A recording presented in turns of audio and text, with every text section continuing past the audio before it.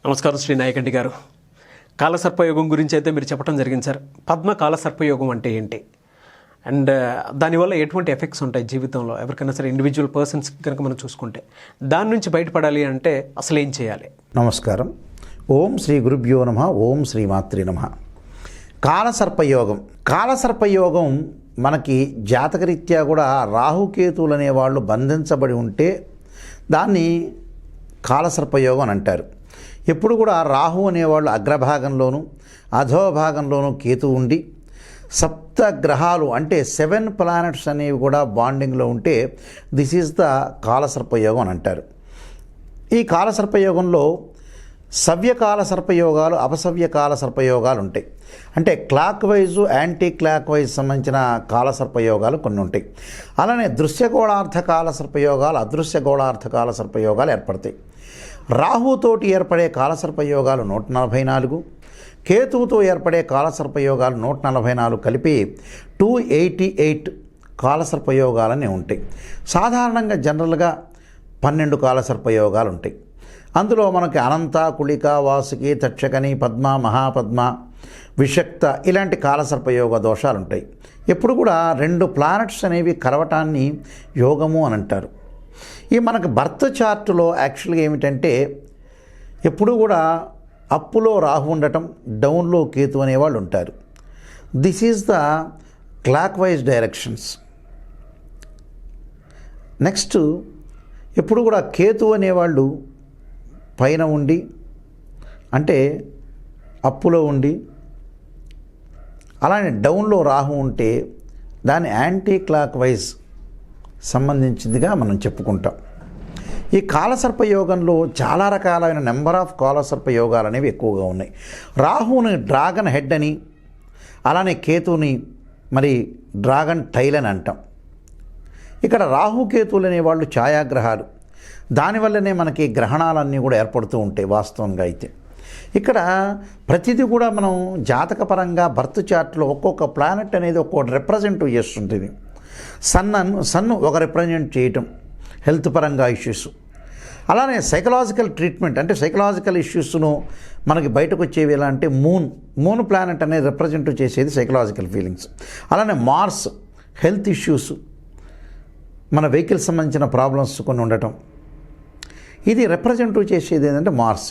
అలానే బుధుడు, mercury, Jupiter finance. Mercury వచ్చేటప్పటికల్లా మనకి ఏంటంటే నాలెడ్జ్ ఒకటి, బిజినెస్ ఒకటి, అలానే మ్యాథమెటికల్ సంబంధించిన సబ్జెక్ట్లో కానీ. వీనస్ ప్లానెట్ అనేది మనకి రిప్రజెంట్ చేస్తుంది మ్యారిటల్ స్టేటస్ విషయంలో. అంటే మ్యారేజ్ ఇష్యూషన్స్ అనేవి ఎలా ఉంటాయి, లైఫ్లో వైఫ్ అండ్ హస్బెండ్ మధ్యలో ఎలాంటి డిఫరెన్స్ ఆఫ్ ఒపీనియన్స్ అనేది ఉంటుంది, ఈ వైఫ్ అండ్ హస్బెండ్ ఎలాంటి ట్రావెలింగ్ చేస్తారు అనే విషయాల మీద వీనస్ ప్లానెట్ అనేది ఇండికేషన్ చేస్తుంటుంది. అలానే సాటర్న్ ప్లానెట్ లైఫ్ స్పాన్ అంటే ఆయుష్ అనేది ఎలా ఉంటుంది, ఎంతవరకు ఉంటుంది, మనం ఎంతవరకు జీవించగలం అనేది సాటర్న్ ప్లానెట్ అనేది రిప్రజెంట్ చేస్తుంటుంది. అలానే డ్రాగన్ హెడ్, డ్రాగన్ టైల్ అంటే రాహుకేతువులు ఛాయాగ్రహాలు అంటారు యాక్చువల్గా అయితే. షాడో ప్లానెట్స్ అంటే రాహుకేతుల యొక్క కాంబినేషన్ అనేది ఏ ప్లానెట్స్ కూడా కంజంక్షన్ అనేది ఉంటే చాలా రకరకాల ప్రాబ్లమ్స్ అవుతూ ఉంటాయి. ఎగ్జాంపుల్ వీనస్ ప్లానెట్ ఎప్పుడు కూడా రాహుతోటి కాంబినేషన్ ఉంటే మ్యారేజ్ లైఫ్లో స్ట్రగుల్ అనుభవించే అవకాశం అనేది ఎక్కువగా ఉంటుంది. అలానే వీనస్ ప్లానెట్ కేతువుతోటి కూడా కాంబినేషన్ ఉంటే జాతకపరంగా మ్యారేజ్ లైఫ్లో చాలా ఇష్యూస్ ఏర్పడే అవకాశం ఎక్కువగా ఉంటాయి. ఇలాగా వీనస్ ప్లానెట్ ఎప్పుడూ కూడా రాహుకేతుల యొక్క నక్షత్రాల్లో కూడా యాక్చువల్గా ఉండకూడదు. మనకి రాహు నక్షత్రాలు ఉన్నాయి, కేతు స్టార్స్ అనేవి ఉన్నాయి. అశ్విని, మఖ, మూల నక్షత్రాలన్నీ కూడా కేతు నక్షత్రాలు అంటారు. రాహు నక్షత్రాలు ఏమిటి అనంటే మనకి ఆరుద్ర, స్వాతి, శతభిషం అనేది మనకి వచ్చేటప్పటికల్లా రాహు నక్షత్రాలు అంటారు. ఈ రాహు నక్షత్రాలు ఎప్పుడు కూడా వీనస్ ప్లానెట్ అనేది ఉండకూడదు యాక్చువల్గా అయితే. సెకండ్ పాయింట్, ఇందులో జూపిటర్ ప్లానెట్ కూడా రాహుకేతుల యొక్క కాంబినేషన్లో ఉండకూడదు. అంటే రాహు నక్షత్రాల్లో కానీ స్టార్స్లో కానీ కేతు స్టార్స్లో కానీ ఉండకూడదు. ఇలా ప్రతి గ్రహాన్ని మనం అనాలిసిస్ చేసుకుంటూ వెళ్తూ ఉంటే క్లారిటీగా మనకేమిటంటే ఈ ప్లానెట్స్ యొక్క పొజిషన్ ఈ విధంగా ఉంటుంది, ఇలాంటి ప్రాబ్లమ్స్ అనుభవించాల్సి వస్తుంటుందని తెలుస్తుంటుంది. అయితే ఈ కాలసర్పయోగం అనేది ఏంటంటే చాలా ప్రాబ్లమ్స్ క్రియేట్ చేసే అవకాశం అనేది ఎక్కువగా ఉంటుంది. ఒక విషయం కాదు, యాక్చువల్గా మ్యారేజ్ లైఫ్ కావచ్చు, ఎడ్యుకేషన్ లైఫ్ కావచ్చు, అలానే ఫెర్టిలిటీ సమస్యలు కావచ్చు, అలానే జాబ్ పర్పస్ కావచ్చు, డిసీజెస్ కావచ్చు, అలానే ప్రమాదాలు జరగవచ్చు. ఒక్క రకమైన సమస్య కాదు, కొంతమందికి డిసీజెస్లో కూడా రకరకాల ప్రాబ్లమ్స్ ఉంటాయి. వాళ్ళు డాక్టర్ని కన్సల్ట్ చేస్తుంటారు, స్కానింగ్ రిపోర్ట్ తీసుకుంటారు, సిబిపి టెస్ట్ చేసుకుంటారు. యాక్చువల్గా యూరాలజీ ప్రాబ్లమ్స్ ఉండొచ్చు, గైనక్ ఇష్యూస్ ఉండొచ్చు, అలానే హార్ట్ సంబంధించిన ప్రాబ్లమ్స్ ఉండొచ్చు, లంగ్స్ సంబంధించిన ప్రాబ్లమ్స్ ఉండొచ్చు, వైరల్ ఫీవర్స్ ఉండొచ్చు, అలానే ఆస్తమా ఉండొచ్చు.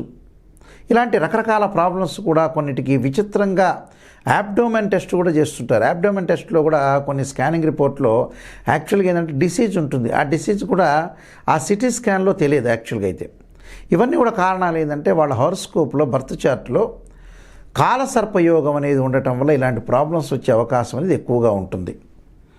అందువల్ల ఈ కాలసర్పయోగం అనేది మన హారోస్కోప్లో ఏ టైప్ ఆఫ్ కాలసర్పయోగం ఉంది అనేది చాలా మోస్ట్ ఇంపార్టెంట్.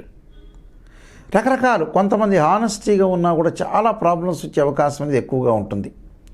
ఈ కాలసర్పయోగంలో కూడా చాలామంది కూడా జాబ్ హోల్డర్స్ ఉంటారు. ఎంతో నిజాయితీగా వాళ్ళు హానరబుల్గా ఉండాలని ఆలోచన చేస్తుంటారు. అవి కూడా కొన్ని సందర్భాల్లో కుదరవు. వాళ్ళకేంటంటే వాళ్ళ మీదే ప్రాబ్లమ్స్ క్రియేట్ అయ్యే అవకాశం అనేది ఎక్కువగా ఉంటుంది. అలానే మ్యారేజ్ ఇష్యూస్ ఉంటాయి. మ్యారేజ్ ఇష్యూస్లో కూడా బ్రైడ్ గ్రూమ్ అనేవాళ్ళు వాళ్ళు మ్యారేజ్ ఇష్యూస్కి వెళ్ళిన తర్వాత ఇద్దరు కూడా మేల్ ఫిమేల్ అనేవాళ్ళు ఒక అభిప్రాయంతో ముందుకెళ్తారు. ఆ అభిప్రాయంలో ముందుకు వెళ్ళినా కూడా తర్వాత రోజుల్లో ఏంటంటే చాలా ప్రాబ్లమ్స్ క్రియేట్ అయ్యే అవకాశం అనేది ఎక్కువగా ఉంటుంది. అంటే డిఫరెన్స్ ఆఫ్ ఒపీనియన్స్ అనేవి వైఫ్ అండ్ హస్బెండ్ మధ్యలో రావటం ఎక్కువగా జరుగుతుంటుంది. అందువల్ల ఏమిటంటే ఒక్క ప్రాబ్లం అని కాదు, యాక్చువల్గా అయితే రకరకాల సింటమ్స్ అనేవి యాక్చువల్గా ఉంటాయి. ఎందుకంటే జాతకరీత్యా ఏమిటనంటే కొంతమందికి డేట్ ఆఫ్ బర్త్ లేని వాళ్ళు కూడా ఉంటారు. యాక్చువల్గా అయితే ఆ డేట్ ఆఫ్ బర్త్ లేని వాళ్ళకి ఫార్మస్ట్రీ ద్వారా కూడా తెలుస్తుంది కాలసర్పయోగం, రాహుకేతుల ఇష్యూ. ప్లస్ వాళ్ళ సమస్య నుండి కూడా మనకి ఏ ప్లానెట్స్ అనేది అనుకూలంగా ఉంది, పాజిటివ్ ఉంది, నెగిటివ్గా ఉంది, ఎప్పుడప్పుడు ఫేవరబుల్ పీరియడ్స్ అనేవి వస్తాయి అనేది కూడా మనం తెలుసుకోవచ్చు. ఇక్కడ ఏమిటంటే చాలామంది ఈ కాలసర్పయోగంలో ఎప్పుడూ కూడా రాహుకేతుల మధ్యలో మిగతా గ్రహాలన్నీ కూడా 7 ప్లానెట్స్ బాండింగ్ ఉంటే దిస్ ఈజ్ ద కాలసర్పయోగం అని అంటారు. ఈ కాలసర్పయోగంలో ఎంతో ఒక ఎంప్లాయ్ ఒక ప్రత్యేకంగా చాలా జాగ్రత్తగా ఉన్నా కూడా వ్యవహరిస్తున్నా కూడా కేర్గా తీసుకొని జాగ్రత్తగా వ్యవహరిస్తున్నా కూడా చాలా ప్రాబ్లం ఉంటుంది. ఇక్కడ ఏంటంటే అతని యొక్క నిజాయితీని కూడా శంకించాల్సిన అవసరం ఎక్కువగా ఉంటుంది. అంటే సబ్జెక్టివ్ ప్యూర్గా ఉన్నా కూడా అతను అంతఃకరణ శుద్ధితోటి కూడా పనిచేస్తున్నా కూడా చాలా నెంబర్ ఆఫ్ ప్రాబ్లమ్స్ వచ్చే అవకాశం అనేది ఎక్కువగా ఉంటుంది. అతను ఓపెన్ హార్ట్ ఉన్నా కూడా అతని మీద బ్లేమింగ్ వచ్చే అవకాశం అనేది ఎక్కువ ఉంటుంది. అంటే బ్లేమ్ ఎక్కువ అవుతుంటుంది. అక్కడ అతను ఓపెన్గా మాట్లాడటం వల్ల కూడా కొన్ని ప్రాబ్లమ్స్ వస్తాయి. అందువల్ల ఏంటంటే ఇక్కడ ఎప్పుడైతే ఓపెన్గా మాట్లాడతారో క్యాండర్గా ఉన్నా కూడా రకరకాల ప్రాబ్లమ్స్ అనేవి ఇచ్చే అవకాశం ఎక్కువగా ఉంటుంది.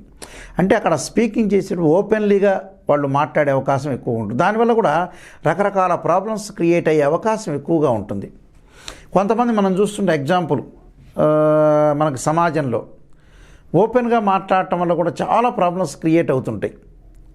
ఆ క్రియేట్ ఉండటం వల్ల ఏంటంటే speaking openly what one real things అలా మాట్లాడటం వల్ల కూడా చాలా ఇష్యూస్ జరిగే అవకాశం అనేది ఎక్కువగా ఉంటుంది. కొంతమంది హారబుల్గా, భయంగా, అన్ప్లెజెంట్గా ఉండే అవకాశం అనేది ఎక్కువగా ఉంటుంది. ఇలాంటి ప్రాబ్లమ్స్ అనేవి నెంబర్ ఆఫ్ ప్రాబ్లమ్స్ వస్తూ ఉంటాయి కాలసర్పయోగం వల్ల. అయితే ఏంటంటే మనకి కాలసర్పయోగ దోషంలో ఏ విధంగా ఉంటుంది, దాని యొక్క మనం ఇష్యూస్ ఎలాగా డీల్ చేసుకోవాలి, ఎలా మనకి పోగొట్టుకోవాలి అనేది చూసుకుంటాం. కొంతమందికి ఏంటంటే జన్మతః కొన్ని వస్తుంటాయి, కొన్ని లోపాలు. అంటే మన బర్త్ చార్ట్లో చూసుకున్నప్పుడు ఆ బర్త్ చార్ట్లో కొంతమంది ఇష్యూస్ ఎలా ఉంటాయంటే మేనమామవి కానీ పెద్దనాన్నవి కానీ ఈ వంశంలో కొన్ని ఉంటాయి, జన్యుపరంగా ఉంటాయి. అంటే వాళ్ళకి జన్మతః వచ్చే అవకాశం అనేది ఉంటుంది. అంటే ఎగ్జిస్టింగ్ ఫర్ బర్త్ ఈ ఎగ్జిస్టింగ్ ఫ్రమ్ బర్త్లో కూడా చాలా రకరకాలుగా ఉంటాయి. అది అలాంటివి పుట్టుకతో వచ్చేవి అంటాం మనం. ఇక్కడ ఇలాంటి ప్రాబ్లమ్స్ కూడా ఎక్కువగా వస్తూ ఉంటాయి.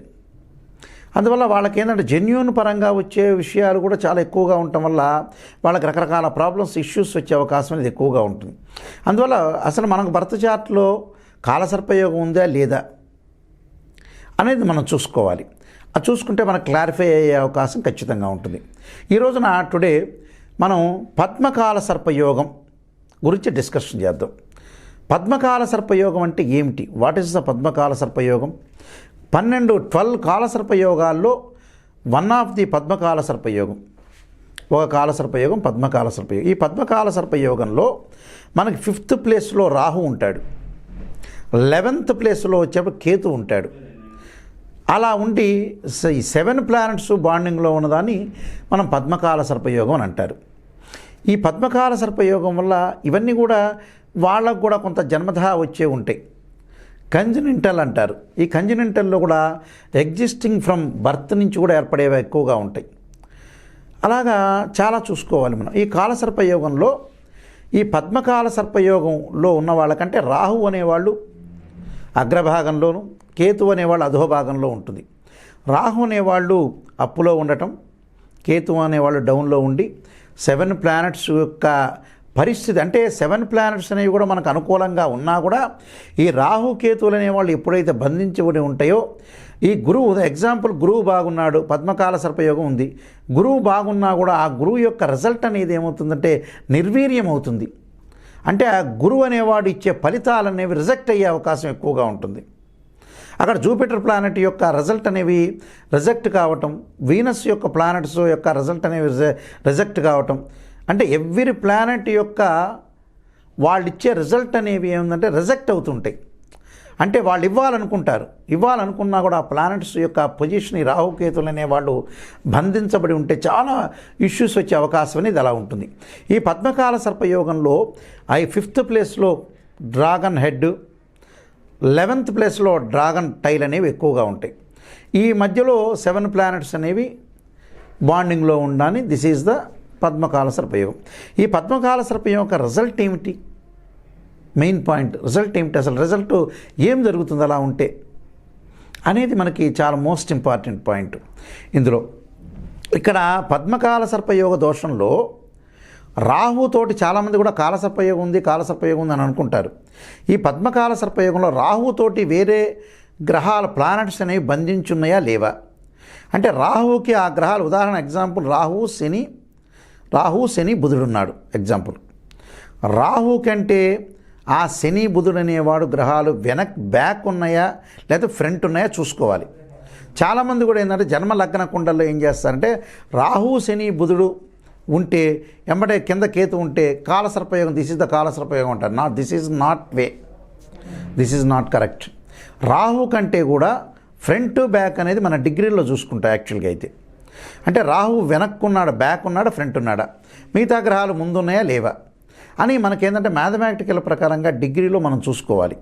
అంటే 5 డిగ్రీస్లో ఉన్నారా, 20 డిగ్రీస్లో ఉన్నారా, 30 డిగ్రీస్లో ఉన్నారా, లేకపోతే కాలసర్పయోగం లేకపోతే కూడా వేరే ఎఫెక్ట్స్ ఏమైనా పడ్డాయా అనేది మనం చూసుకోవాలి యాక్చువల్గా అయితే.